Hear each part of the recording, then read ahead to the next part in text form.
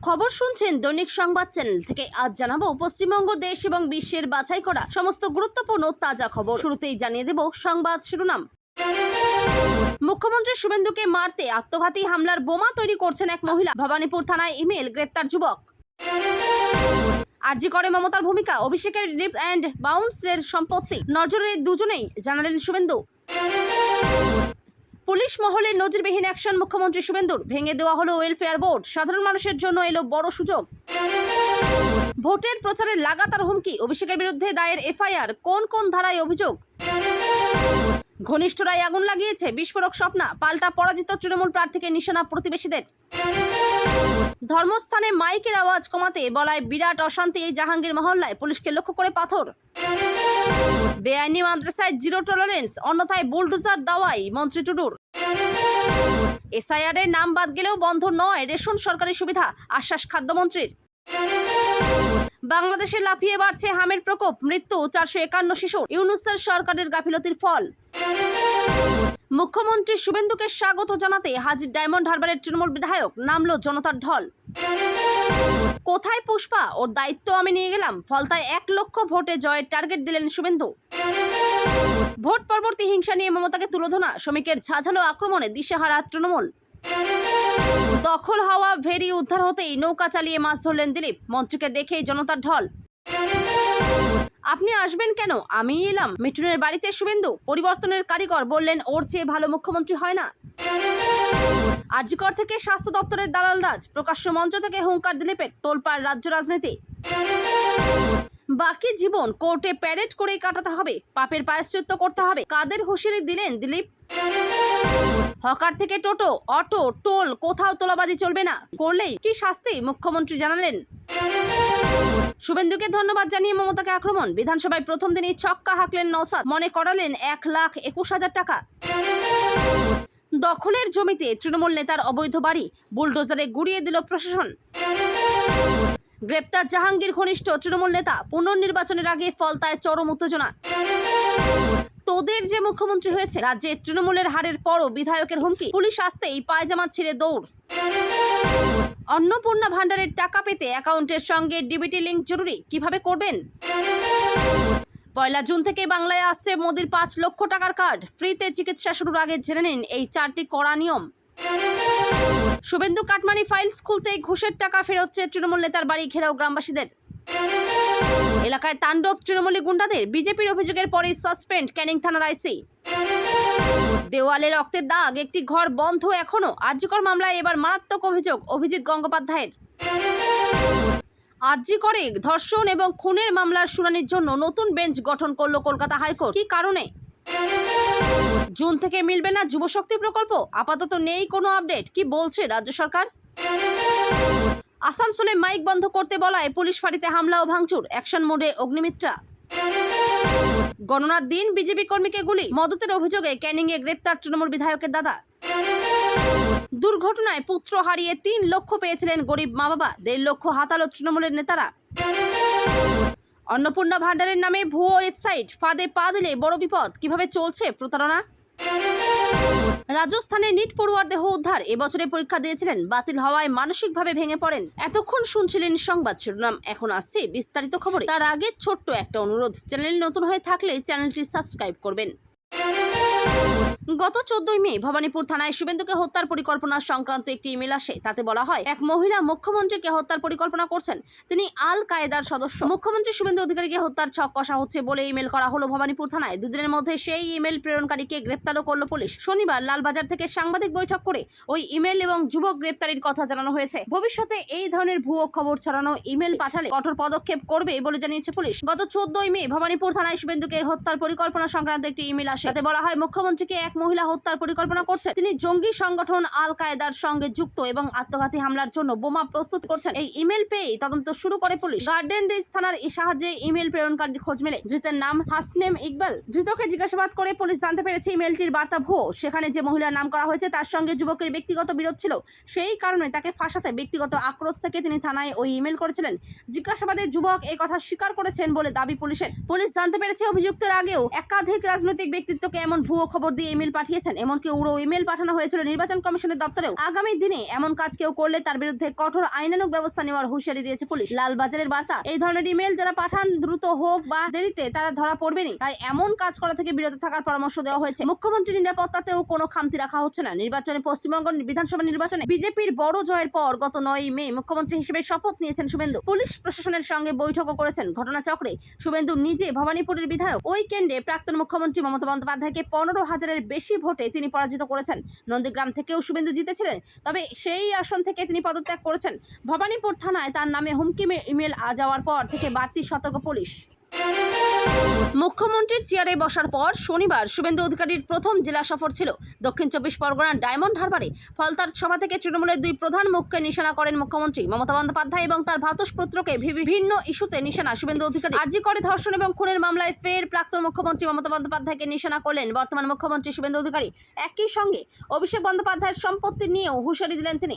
শনিবার মুখ্যমন্ত্রীর নির্ঘোষ 2 কাণ্ডেরই শেষ দেখে ছাড়বেন তার দাবি। আরজি করে তরুণী চিকিৎসকের ধর্ষণ খুনের ঘটনায় মূল অভিযুক্তদের আড়াল করার চেষ্টা করেছিল পূর্বতন সরকার। অন্যদিকে তৃণমূল সরকারে থাকার সুবাদে হিসাব বহির্ভূত সম্পত্তি বৃদ্ধি হয়েছে সাংসদ অভিষেকের। মুখ্যমন্ত্রীর চেয়ারে বসার পর শনিবার শুভেন্দুর প্রথম জেলা সফর ছিল দক্ষিণ 24 পরগনার ডায়মন্ড হারবারে, যেখানকার সাংসদ অভিষেক আগামী 21শে মে ফলতার পুনর্নির্বাচন উপলক্ষে সভা করেন শুভেন্দু। তার আগে ডায়মন্ড হারবারে পুলিশ কর্তাদের সঙ্গে বৈঠক সারেন। সেখান থেকে ঘোষণা করেন মমতার তৈরি করার পুলিশ ওয়েলফেয়ার বোর্ড শনিবার থেকে ভেঙে দেওয়া হলো। সভায় গিয়ে মমতা এবং অভিষেককে এক পংক্তিতে ফেলে আক্রমণ করেন 2টি পৃথক ইস্যুতে। শুক্রবারই আরজি করের ঘটনায় কর্তব্যে গাফিলতির অভিযোগে 3 আইপিএসকে সাসপেন্ড করার কথা ঘোষণা করেন মুখ্যমন্ত্রী। শনিবার ফলতার সভাতেও সেই প্রসঙ্গ টানেন এবং আরও তীক্ষ্ণভাবে 3 বারের প্রাক্তন মুখ্যমন্ত্রী মমতাকে নিশানা করেন। শুভেন্দু বলেন, অভয়ার ঘটনায় আগের মুখ্যমন্ত্রীর ইশারায় এবং কথায় যারা যারা অত্যাচার করেছেন, প্রমাণ লোপাট করেছেন, অভয়ার মাকে আগের হেডো মুখ্যমন্ত্রীর কথায় যারা ঘুষ দিতে গিয়েছিলেন, সেই 3 আইপিএস সাসপেন্ড হয়েছেন। এ জেলাতেও ছাড়া হবে না। বিজেপি প্রার্থী বিশ্বজিৎ পালকে প্রকাশ্যে মেরেছিল। বারুইপুরের আইসি সাসপেন্ড। ক্যানিং বিজেপি কর্মীর ওপর অত্যাচার করেছিল, আইসি অমিত হাতি সাসপেন্ড। প্রশাসনিক স্তরে এক নজিরবিহীন ও অত্যন্ত সাহসী পদক্ষেপ নিলেন পশ্চিমবঙ্গের নতুন মুখ্যমন্ত্রী শুভেন্দু অধিকারী। দায়িত্ব গ্রহণের পর থেকেই একের পর এক কড়া সিদ্ধান্ত নিয়ে চমক দিচ্ছেন তিনি। এবার তার সরাসরি কোপ পড়ল পুলিশ প্রশাসনের ওপর। দীর্ঘদিনের পুলিশ ওয়েলফেয়ার বোর্ড এক ঝটকায় ভেঙে দেওয়ার নির্দেশ দিলেন মুখ্যমন্ত্রী। একই সঙ্গে সাধারণ মানুষের সুরক্ষায় জারি করলেন অত্যন্ত তাৎপর্যপূর্ণ এক নতুন নিয়ম। প্রশাসন সূত্রে খবর, পুলিশ কর্মীদের একাংশের একাগ্রতার অভাব এবং ক্ষমতার অপব্যবহার রুখতেই এই সিদ্ধান্ত নেওয়া হয়েছে। এবার থেকে সাধারণ মানুষের উপর পুলিশের যে কোনো ধরনের ক্ষমতার অপব্যবহার, হেনস্থা বা অত্যাচারের বিরুদ্ধে সরাসরি আইনি পদক্ষেপ নেওয়া যাবে। এমনকি এই ধরনের ঘটনার ক্ষেত্রে খোদ থানার বিরুদ্ধেই অন্য থানায় বা উচ্চপদস্থ আধিকারিকদের কাছে গিয়ে অভিযোগ দায়ের করতে পারবেন সাধারণ নাগরিকরা। ভেঙে দেওয়া হলো পুলিশ ওয়েলফেয়ার বোর্ড। দীর্ঘদিন ধরে চলে আসা পুলিশ ওয়েলফেয়ার বোর্ডের কার্যকারিতা নিয়ে প্রশাসনের অন্দরেই বেশ কিছু প্রশ্ন উঠছিল, অভিযোগ উঠছিল। এই বোর্ডের ছত্রছায়ায় পুলিশের একাংশ নিজেদের আড়াল করার সুবিধা পাচ্ছিল এবং সাধারণ মানুষের অভাব অভিযোগকে সঠিক গুরুত্ব দেওয়া হচ্ছিল না। এই ব্যবস্থার আমূল পরিবর্তন ঘটাতেই মুখ্যমন্ত্রী বোর্ডটি সম্পূর্ণভাবে ভেঙে দেওয়ার সিদ্ধান্ত নিয়েছেন। এর ফলে পুলিশি ব্যবস্থায় স্বচ্ছতা এবং সাধারণ মানুষের প্রতি দায়বদ্ধতা অনেকটাই বাড়বে বলে মনে করছে বিশেষজ্ঞ মহল। এবার অভিষেক বন্দ্যোপাধ্যায়ের বিরুদ্ধে বিধাননগর থানায় দায়ের হলো এফআইআর। বিধানসভা ভোটের প্রচার পর্বে বিজেপির বিরুদ্ধে একাধিক সভা থেকে কড়া ভাষায় আক্রমণ শানিয়েছিলেন তিনি। ভোটের ফল ঘোষণার পর বিজেপি কর্মীদের দেখে নেওয়া, কেন্দ্রীয় স্বরাষ্ট্রমন্ত্রীর নাম করে হুঁশিয়ারি এবং ডিজে বাজানোর রূপক ব্যবহার করে মন্তব্য, এসব নিয়েই শুরু হয়েছিল বিতর্ক। সেই সমস্ত বক্তব্যকে কেন্দ্র করেই এবার আইনি পদক্ষেপের পথে হাঁটা হলো। বাগুইআটির বাসিন্দা রাজীব সরকারের অভিযোগের ভিত্তিতে দায়ের হয়েছে এই এফআইআর। অভিযোগ, নির্বাচনী প্রচারে উস্কানিমূলক ভাষণ দিয়েছেন অভিষেক বন্দ্যোপাধ্যায়। দিল্লি থেকে কোন বাবা তাদের উদ্ধার করতে আসে সেটাও দেখব। এই ধরনের মন্তব্য ঘিরে সমালোচনার ঝড় ওঠে। IANS সূত্রের খবর, নির্বাচনের আগে উস্কানিমূলক মন্তব্য এবং ডিজে বাজানো সংক্রান্ত মন্তব্যের অভিযোগে টিএমসি সাংসদ অভিষেক ব্যানার্জির বিরুদ্ধে বিধাননগর উত্তর সাইবার ক্রাইম থানায় একটি এফআইআর দায়ের করা হয়েছে। জানা গেছে, এই এফআইআরে কেন্দ্রীয় স্বরাষ্ট্রমন্ত্রী বিধানসভা নির্বাচনের প্রচারে বিভিন্ন রাজনৈতিক সভায় অভিষেক বন্দ্যোপাধ্যায় উস্কানিমূলক ও ভয় দেখানোর মতো ভাষণ দিয়েছেন। অভিযোগে আরামবাগ, হরিণঘাটা ও নানুরের সভার উল্লেখ রয়েছে। বলা হয়েছে, ওই ভাষণগুলিতে বিরোধী রাজনৈতিক কর্মীদের হুমকি দেওয়া হয়েছিল এবং এমন আক্রমণাত্মক ভাষা ব্যবহার করা হয়েছিল যা জনশৃঙ্খলা নষ্ট করতে পারে। আরও দাবি করা হয়েছে, সেই বক্তৃতার ক্লিপ সোশ্যাল মিডিয়া ও ফেসবুক পেজে ছড়িয়ে পড়ে। বিধানসভা নির্বাচনে পরাজিত হয়েছেন, এবার তার পরিত্যক্ত বাড়িতে আগুন আর থানায় তা নিয়ে অভিযোগ জানাতে এসে বিস্ফোরক মন্তব্য করলেন রাজগঞ্জের পরাজিত তৃণমূল প্রার্থী স্বপ্না বর্মন। থানার বাইরে দাঁড়িয়ে তার দাবি, ঘনিষ্ঠরাই বাড়িতে আগুন লাগিয়েছে, তাকে ও তার পরিবারকে নিরাপত্তা দেওয়ার জন্য পুলিশের কাছে আবেদন জানালেন। গতকাল রাতে স্বপ্না বর্মনের পরিত্যক্ত বাড়িতে অগ্নিসংযোগের ঘটনা ঘটে। ঘটনার প্রায় 15 ঘন্টা পর কার্যত একা স্কুটি চালিয়ে জলপাইগুড়ি কোতোয়ালি থানায় এসে লিখিত অভিযোগ দায়ের করেন স্বপ্না বর্মন। থানা থেকে বেরিয়ে তিনি বলেন, ভোটে হার জিত রয়েছে, এটা জীবনের অংশ। আমি খেলাধুলা থেকে আসা মেয়ে, আমি স্পোর্টসম্যান স্পিরিট জানি। সেদিক থেকে রাজনীতি যে এতটা নির্মম আমার জানা ছিল না। আমাকে নিরাপত্তাহীনতায় ভুগতে হচ্ছে, তাকে নিরাপত্তা দেওয়ার আবেদন জানিয়ে পরাজিত তৃণমূল প্রার্থী বলেন, নতুন সরকার নারীদের জন্য খুবই ভাবে। সেদিক থেকে নতুন সরকারকে আবেদন, আমাকে কিছুদিন নিরাপত্তা দেওয়া হোক। আমার দল কে কি ভাবছেন সেদিকটা আমি এখন ভাবছি না। তার বাড়িতে কে আগুন লাগিয়েছে সেই প্রশ্নের উত্তরে স্বপ্না বলেন, কে আগুন লাগিয়েছে সেটা বলতে পারবো না, তবে ঘনিষ্ঠদের মধ্যেই কেউ লাগিয়েছে বলে মনে হচ্ছে। সিসিটিভি ফুটেজ রয়েছে, তবে সেই ঘনিষ্ঠ কে তা নিয়ে মুখ খুললেন না স্বপ্না বর্মন। তার ও পরিবারের বিরুদ্ধে অভিযোগ নিয়ে স্বপ্না বলেন, আমার বিরুদ্ধে যারা বলছে তারাই 4 তারিখের আগে তৃণমূলের ফ্ল্যাগ বেঁধেছে। 4 তারিখের সকালেও যারা আমাকে উইশ করেছে তারা এখন সোশ্যাল মিডিয়ায় আমার বিরুদ্ধে, দাদাদের বিরুদ্ধে বলছে। সরকারি নির্দেশিকা মেনে ধর্মীয় প্রতিষ্ঠানে মাইকের আওয়াজ কমানোর অনুরোধ ঘিরে উত্তেজনা ছড়ালো আসানসোলে। ঘটনাটি ঘটেছে আসানসোলের জাহাঙ্গীর মহল্লা এলাকায়। এলাকাটি আসানসোল দুর্গাপুর পুলিশ কমিশনারেটের আওতায় পড়ে। পুলিশ সূত্রের খবর, শুক্রবার রাতে আসানসোলের উত্তর থানার পুলিশ এলাকায় গিয়ে একটি ধর্মীয় প্রতিষ্ঠানের মাইকের আওয়াজ কম করতে বলে। সরকারি নির্দেশিকা মেনেই এই পদক্ষেপ করা হয়েছিল বলে দাবি পুলিশের। অভিযোগ, এই ঘটনাকে কেন্দ্র করে উপস্থিত লোকজনের মধ্যে দুটি গোষ্ঠী তৈরি হয় এবং তাদের মধ্যে বচসা শুরু হয়। পরিস্থিতি উত্তপ্ত হয়ে উঠলে গোলমাল থামাতে এগিয়ে যায় পুলিশ। সেই সময় স্থানীয় পুলিশ আউটপোস্ট লক্ষ্য করে পাথর ছোড়া হয় বলে অভিযোগ। বচসা থেকে খুব শিগগিরই এলাকা জুড়ে অশান্তি ছড়িয়ে পড়ে। একদল উত্তেজিত জনতা ইট ও পাথর দিয়ে পুলিশ ফাঁড়িতে হামলা চালায়। ভেতর ও বাইরে একাধিক সরকারি সম্পত্তির ক্ষতি করে। পুলিশের অনেক গাড়ি ও পার্ক করা মোটরসাইকেলও ভাঙচুর করা হয় বলে খবর। ভাইরাল ভিডিওতে দেখা গিয়েছে একটি অটোরিকশার সামনের কাচ সম্পূর্ণভাবে ভেঙে গিয়েছে। পুলিশ জানিয়েছে, গোটা ঘটনার সিসিটিভি ফুটেজ খতিয়ে দেখা হচ্ছে। কারা এই ঘটনায় জড়িত তা চিহ্নিত করার চেষ্টা চলছে। বর্তমানে পরিস্থিতি নিয়ন্ত্রণে রয়েছে বলে জানিয়েছে প্রশাসন। স্থানীয় এক বাসিন্দা সংবাদ সংস্থা IANS-কে জানান, কিছু ছেলে এসে থানা ভাঙচুর করে এবং আইন নিজের হাতে তুলে নেওয়ার চেষ্টা করে। তাদের এটা করা উচিত হয়নি। এর পরিবর্তে তাদের বসে আলোচনা করা উচিত ছিল। তারা অন্যায় করেছে, থানা আক্রমণ করা উচিত হয়নি। এখানকার মানুষের প্রশাসনের সঙ্গে কোনো বিরোধ নেই। রাজ্যে বেআইনি মাদ্রাসা রুখতে জিরো টলারেন্স নীতি বিজেপি সরকারের। সমস্ত বেআইনি মাদ্রাসা বন্ধ করা হবে বলে কড়া বার্তা রাজ্যের অনগ্রসর শ্রেণী কল্যাণ দপ্তরের মন্ত্রী ক্ষুদিরাম টুডুর। এরপরেও তা চালু থাকলে বুলডোজার দিয়ে তা ভেঙে দেওয়া হবে বলে হুঁশিয়ারি তার। ইতিমধ্যে বিজেপি শাসিত উত্তরপ্রদেশ এবং অসমে বেআইনি মাদ্রাসাগুলির বিরুদ্ধে কড়া পদক্ষেপ নেওয়া হয়েছে। বুলডোজার দিয়ে গুঁড়িয়ে দেওয়া হয়েছে একাধিক বেআইনি মাদ্রাসা। এবার সেই পথে বাংলাও। মন্ত্রী স্পষ্ট জানান, বেআইনি মাদ্রাসা বন্ধ করা হবে, এরপরেও চালু থাকলে অভিযান চালিয়ে তা বুলডোজার নিয়ে ভেঙে দেওয়া হবে। আজ শনিবার বর্ধমানের বাড়িতে যান শুভেন্দু অধিকারী, সরকারের গুরুত্বপূর্ণ দপ্তরের মন্ত্রী ক্ষুদিরাম টুডু। সেখানেই সংবাদ মাধ্যমের মুখোমুখি হয়ে কড়া বার্তা দেন। মন্ত্রী বলেন, কোনো বেআইনি কাজ একেবারেই বরদাস্ত করা হবে না। সরকারি জায়গা দখল করে থাকলে তা উদ্ধার করা হবে, বুলডোজার চালিয়ে উচ্ছেদ করা হবে, সরকারি জায়গা উদ্ধার করা হবে। তবে গত সরকারের আমলে বিভিন্ন দপ্তরগুলিতে ঘুঘুর বাস তৈরি হয়েছে বলে দাবি ক্ষুদিরাম টুডুর। তার কথায়, বিভিন্ন দপ্তরে ঘুঘুর বাসা রয়েছে, তা ভেঙে দেওয়া হবে। মন্ত্রীর স্পষ্ট সতর্কবার্তা, সাবধান হয়ে যান, জামা পাল্টে ফেলুন। এই প্রসঙ্গে কথা বলতে গিয়েই বেআইনি মাদ্রাসার প্রসঙ্গ উঠে আসে। মন্ত্রী স্পষ্ট জানান, বেআইনি মাদ্রাসা বন্ধ করা হবে, এরপরেও চালু থাকলে অভিযান চালিয়ে তা বুলডোজার দিয়ে ভেঙে দেওয়া হবে। নতুন পশ্চিমবঙ্গ তৈরি করা হবে বলেও মন্তব্য রাজ্যের অনগ্রসর শ্রেণী কল্যাণ দপ্তরের মন্ত্রী ক্ষুদিরাম টুডুর। SIR প্রক্রিয়ায় বাদ গিয়েছে বহু নাম, কিন্তু তারপরেও বন্ধ হবে না রেশন ও সরকারি সুযোগ সুবিধা। শনিবার এমনই আশ্বাস দিলেন রাজ্যের খাদ্যমন্ত্রী অশোক কীর্তনিয়া। তিনি বলেছেন, CA-তে আবেদন করলেই সুযোগ সুবিধা পাওয়া যাবে। কেউ যেন উদ্বিগ্ন না হন। মানুষের পাশে থাকার বার্তা দিয়েছেন তিনি। কেউ আসছে যেন আশঙ্কা না করেন, সেই কথাও বলেছেন। শনিবার হুঁশিয়ারি দিয়ে খাদ্যমন্ত্রী আরও বলেছেন, খাদ্য দপ্তরের মধ্যে তৈরি হওয়া ঘুঘুর বাসা ভাঙবে সরকার। খাদ্য দপ্তরকে দুর্নীতিমুক্ত করা হবে। যারা বেআইনিভাবে ভারতে এসে রেশন কার্ড বানিয়েছে তাদের আগে চিহ্নিত করা হবে। এই কার্ড তৈরির জন্য যে বেআইনি চক্র তৈরি হয়েছে তা খুঁজে ভেঙে ফেলা হবে। 10 নম্বর ফর্ম জমা দিয়ে বহু মানুষ রেশন কার্ডকে পরিচয়পত্র হিসেবে কাজে লাগাচ্ছে। সেটা এখন থেকে আর করা যাবে না। অভিযুক্তদের বিরুদ্ধে ব্যবস্থা নেওয়া হবে। পাশাপাশি বনগাঁবাসীর জন্য এদিন নানা প্রতিশ্রুতি দিয়েছেন খাদ্যমন্ত্রী। তিনি আশ্বাস দিয়ে বলেছেন, বনগাঁকে সোনার বনগাঁ হিসেবে গড়ে তোলা হবে। এলাকার যে সকল নেতাকর্মী দুর্নীতির সঙ্গে যুক্ত রয়েছেন তারা কেউ ছাড় পাবেন না। সকলের বিরুদ্ধেই কড়া ব্যবস্থা নেওয়া হবে। এখানেই শেষ নয়, দুর্নীতিগ্রস্ত ব্যবসায়ীদেরও সাবধান করেছেন তিনি।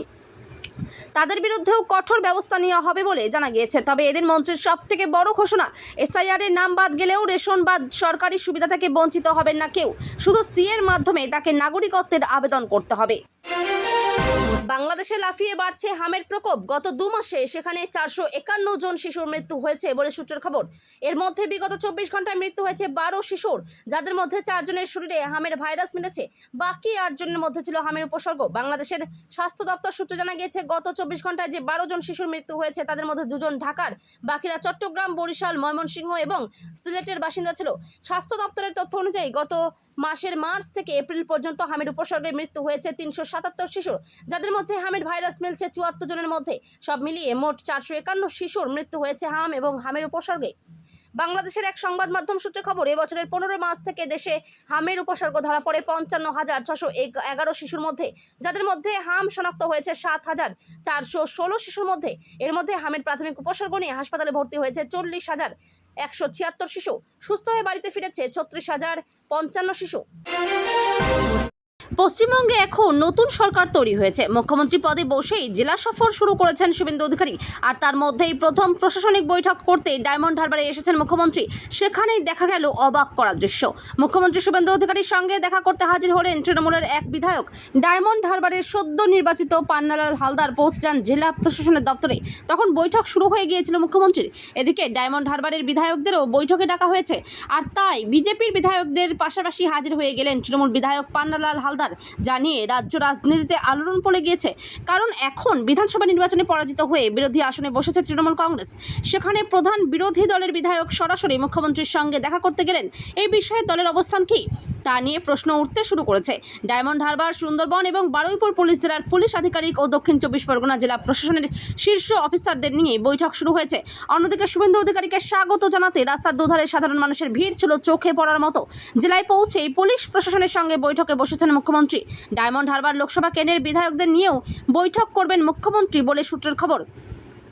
এই এলাকার যে সমস্ত উন্নয়নমূলক প্রকল্প চলছে সেগুলি সম্পর্কে খোঁজ নেন তিনি। যে আবাসিক হোটেলে পর্যালোচনা এবং প্রশাসনিক বৈঠক চলছে সেখানে রীতিমতো কড়া নিরাপত্তা ব্যবস্থা করা হয়েছে। অনুপ্রবেশ ইস্যু থেকে ভোট পরবর্তী হিংসা নিয়ে একাধিক বিষয়ে পুলিশকে নির্দেশ দিয়েছেন মুখ্যমন্ত্রী বলে সূত্রের খবর।